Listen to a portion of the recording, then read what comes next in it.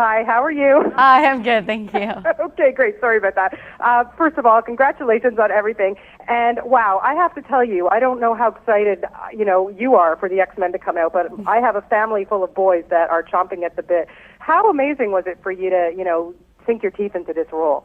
It was great. I had a blast. It was one of the most fun experiences, and I loved watching the movie.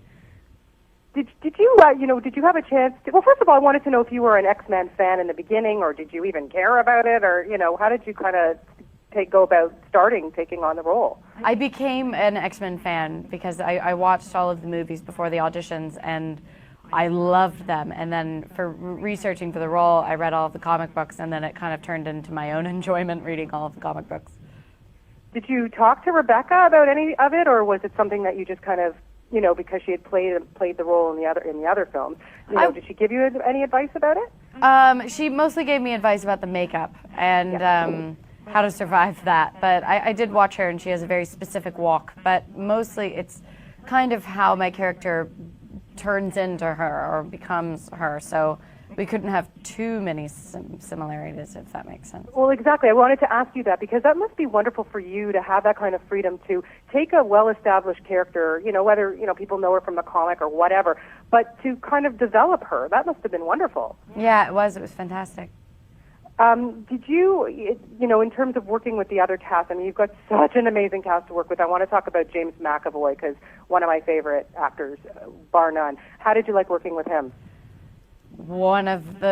He's one of my favorite people in the entire world. He's the nicest, most down-to-earth, genuine, friendly, funny, and he's such an amazing actor.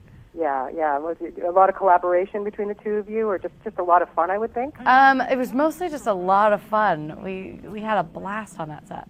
Yeah, and I have to ask you about the makeup process because what does it entail, Jennifer? You must have to have nerves of steel to have to go through that. Now I do have patience of steel. It's about full body was about 8 hours, and I couldn't have made it through without my makeup artist, the 7 girls who did it. We became very close. Now I have to ask you: is blue your most unfavorite color now? Not really, because now it's kind of the color of everything I own, the bottom of my shoes, my underwear, my bathtub, my cell phone, so I kind of have to like blue. Okay, that's all right. Now, I wanted to know, we've seen you, of course, the success of Winter's Bone, and then we see you in The Beaver and all these amazing indie films.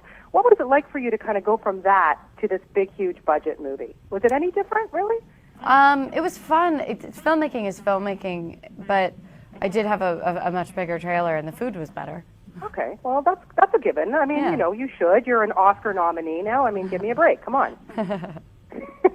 Are you still kind of reeling over being at the Oscars and that whole experience? What a beautiful, yeah, absolutely. Beautiful night. I don't know if that's something that ever sets in.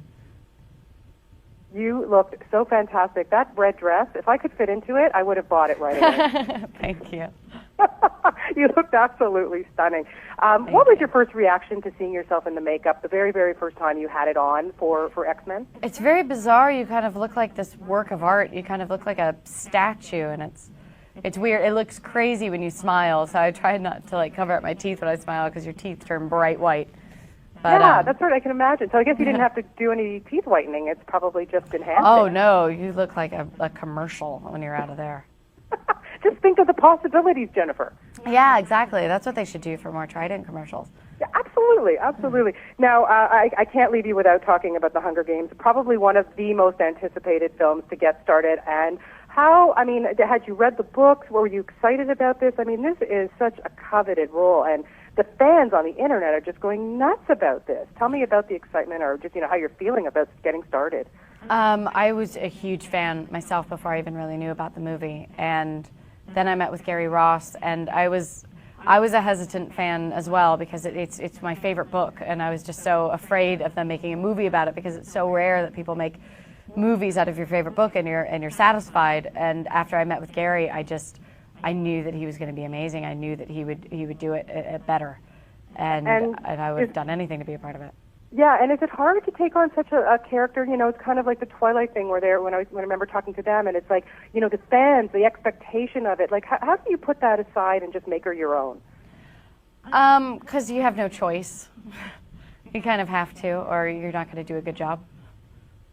Yeah, I'm just so excited for that. So when does that all get started? We're in pre-production for that right now. Okay, well, we look forward to that, and I have to say, I cannot wait to see this X-Men film, just chomping at the bit. Best of luck to you on everything. I remember talking to you here in Toronto, and you're just such a lovely girl and so deserving of all the success. Thank you. You're very welcome. Have a wonderful day. Okay, thank you. Take care.